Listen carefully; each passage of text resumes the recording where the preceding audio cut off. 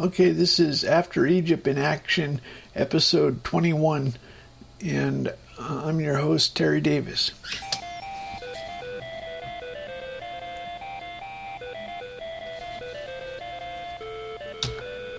Okay, so I'd like to get as many favorites. I'd like to know as many favorites of God as possible. He said his favorite animal is bears and then elephants. He said his favorite color is iceberg blue. He said his favorite national park is, or state park, I don't know, the Whitman Mission. God's not exactly a naturalist. He's not. That's my sense. I asked him about endangered species, and he said enough stars. In other words, how many stars is enough? And also, he probably has life on other planets. So, God's not a major. He's not a granola God. I asked him what was for dinner, and he said whale. So it's kind of funny that he said, I asked him his favorite state park, and he said the Whitman Mission. That's on the Oregon Trail in Washington State, I think. And some missionaries had a mission for Indians, and they got massacred. Anyway, it's kind of a it's in grasslands. It's not really beautiful. Grasslands are beautiful. But anyway, so God's not really he's kind of funny when you get to know him. He's not, he will not be, he's not the stereotype that ever, or not. Anyway, let's see, what would we like to know about his favorite, he said his favorite car was a BMW. He's kind of honest. He has kahunas. Anyway, what else is he gonna say? How about what's his? Let's see, what could we ask him? How about his favorite plant? What's your favorite plant? Maybe grapevines. What do you think, Mr. God? Do you like sequoias? How about saguaro? Let's see. To get something, you have to do a good offering to get a good answer.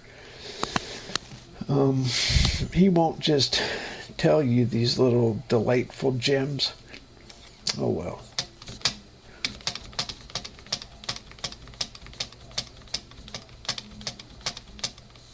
Colorado, meaning darkenings, hosts, fling, detesting, trying, same, finally, gazing, interposed, useful, in choked. That's pressed, steeping, remainder. Steeping is what T is. I saw a video of a guy talking about Buddhism, and technically God did say, or he said Buddhism is, what is Buddhism? And the answer is an appropriate response. God said, I asked what was the best religion, and God said, the one that you can have the most new vistas of understanding over a lifetime. So like the one you can level up the most, which,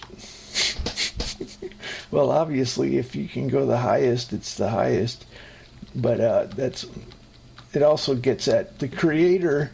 You know, my parents spend their time watching TV and going to casinos. They're retired. I think it's a challenge for the Creator to keep people from being bored. So I have a hard time imagining an afterlife. I mean, that's not a good argument for extended play. So if you're not living fully. Anyway, so the Creator. It's amazing. You know, when you get older, things get old. It's amazing. I thought I had all this time. I started looking at art recently, paintings and stuff, and now I've pretty much covered that. I devour new interests, and then I have to move on. So I think worship the Creator. He's the one who makes things rich and interesting. The great day of the Lord is near. It is near. It hasteth greatly, even the voice of the day of the Lord. The mighty man shall cry there bitterly. The day is a day of wrath, a day of trouble and distress, a day of wasteness and desolation, a day of darkness and gloominess, a day of clouds and thick darkness, a day of the trumpets and alarms against fenced cities and against the high towers. And I will bring distress upon men, that they shall walk like blind men, because they have sinned against the Lord, and their blood shall be poured out as dust, and their flesh as the dung.